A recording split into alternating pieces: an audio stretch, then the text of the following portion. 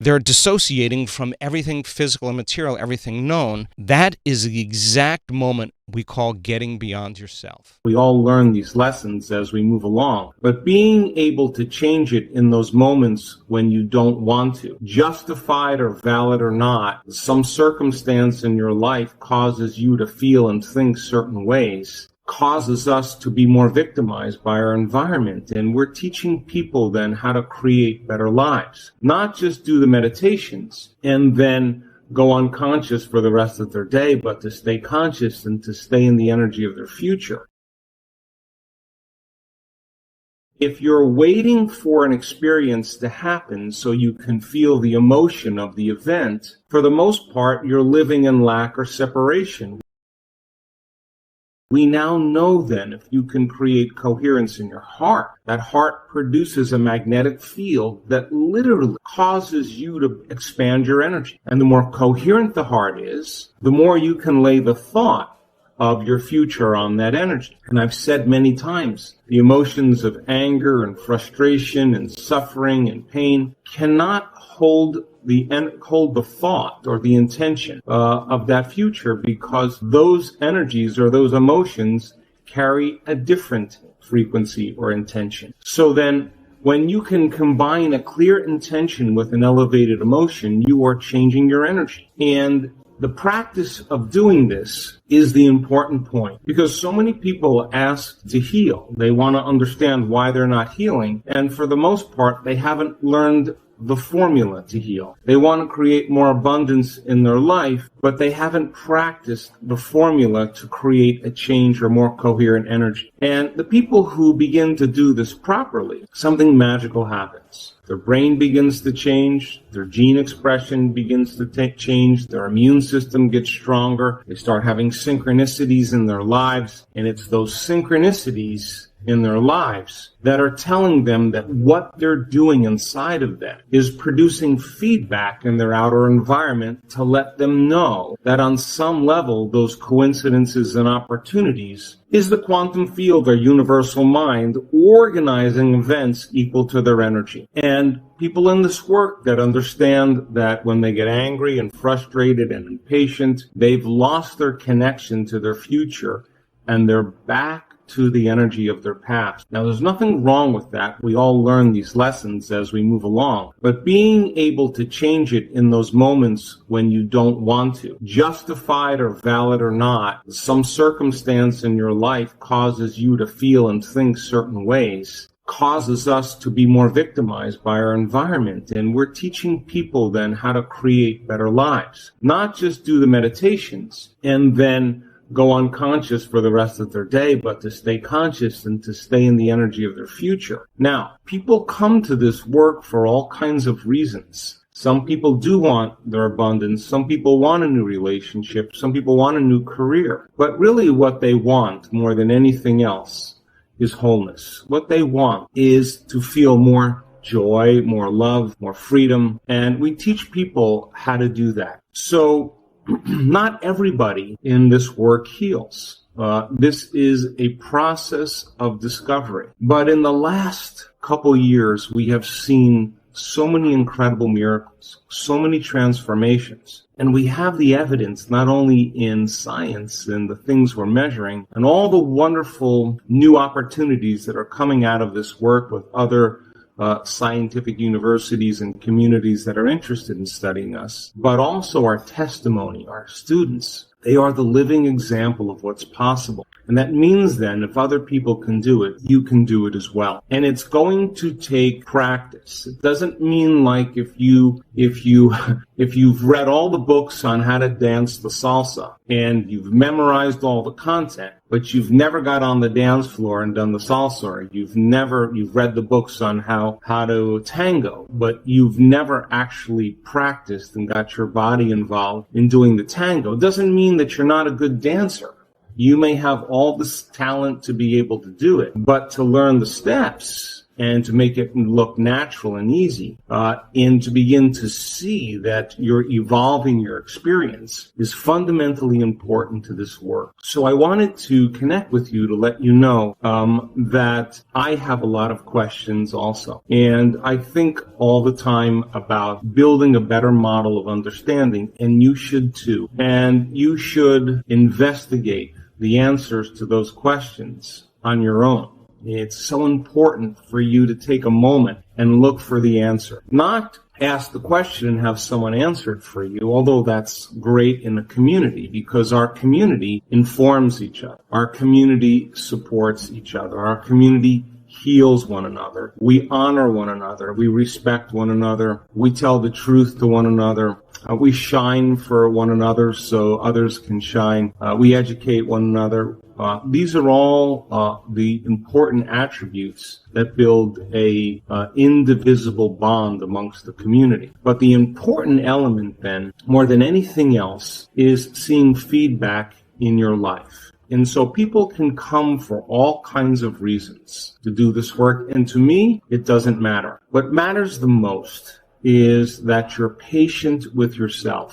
These concepts are easier to forget than to remember. So that means then that doing this work and taking the time out of your busy lives to become an experimenter, to experiment to see if I change the way I think and the way I feel, is it going to begin to produce effects in my life and then maintain that state, that energetic state, independent of all the conditions in your environment, independent of the conditioning emotionally that keeps you in the past or the expectation of the same future, and independent of certain habits and unconscious programs. That is the process of overcoming. And being able to sustain that state every single day causes outcomes to begin to mysteriously appear in your life. And it is the mysterious appearance of those opportunities and synchronicities that transcend our limited understanding of possibility. And so, yes, not everybody heals in this work. We're learning the process. And it's not enough to just send people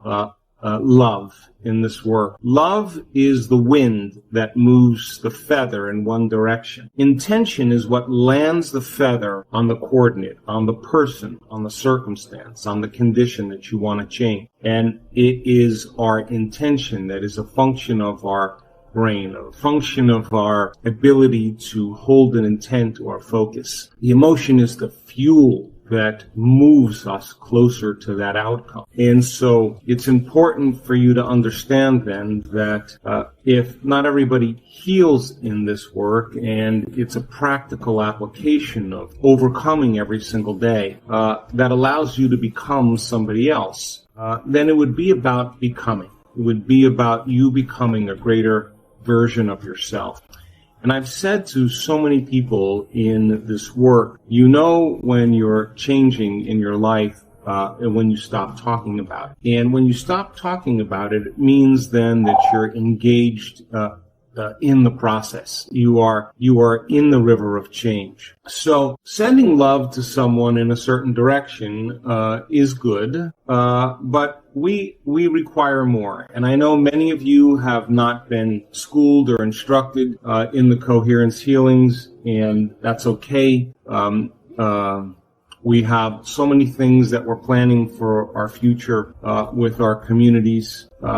But if you're interested in the coherence healing, or you have somebody that needs a healing, by all means, seek out the communities that provide the resources for you to help those people. So I have gone through great measures in the last several years to keep this information as pure as possible. Not for any other reason, but if I can offer you my greatest understanding of the truth, and then numerous opportunities for you to experience it. If you practice every single day, you're going to get better at doing it. I want to become conscious of my unconscious thoughts. I want to be aware of how I speak, how I act. I want to look at how I feel every single day and see if that feeling is connected to my future or is connected to my past. And I want to write all those things down and remind myself to stay so conscious that I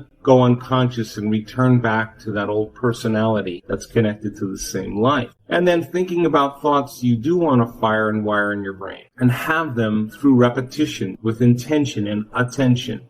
Install the circuits and repeat it enough times so that the hardware becomes more like a software program and you naturally have a new voice in your head that says anything's possible, believe in yourself, you can do this. Instead of I can, it's too hard, I don't feel like it. Those are thoughts of the past. To sit down and decide how you're going to be with your children, how you're going to be in traffic, how you're going to be with coworkers.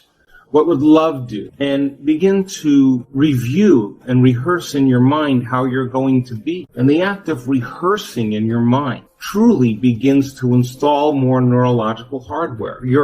You're reminding yourself and reproducing the same level of mind. Why? So you can step into that footprint in your day and modify your behaviors to produce a different experience.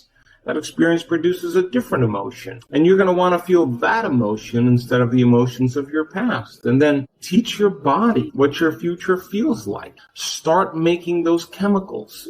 Yes, I know it's not easy all the time to feel elevated emotions. Believe me, I've been at this a long time. But that's natural and normal to excuse yourself and say that I can't. But what about the person who can teach their body emotionally what that future will feel like before it happens? And all it means is sitting down and using your imagination and thinking about how you would feel if your dreams came true. Now, if you could feel that emotion before the event occurs in your life, your body's so objective, it's going to believe that that future's happening to you in the present moment. And it's that elevated emotion that begins to draw like a magnet experiences to you. So then, I'm going to tell you some days it's harder than others to feel these emotions. I can tell you because I've done it enough times. But that's natural and that's normal. But what we're after is supernatural.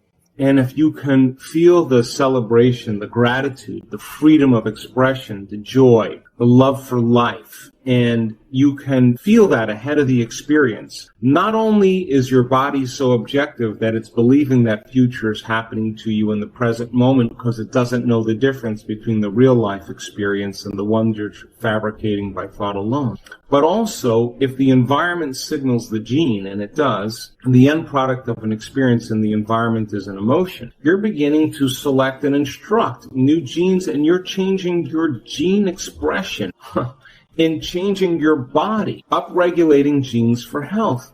And if you can sustain that emotion all day long, you keep new genes on or new genes upregulated and those genes for disease downregulated. And if you fall from grace and you lose it, that's normal, that's natural. But supernatural is pausing for a moment and getting connected to the energy and the emotions of the future. And so going back to the basics, I go back to them all the time, but a good place to start is breaking the habit of being yourself. When you finish that, and you got those meditations down where you break the habit of your old self and reinvent your new self, and you're starting to see situations in your life begin to shift without you having to force them or push them or fight for them or manipulate them or control them. Now you know that you're doing it properly.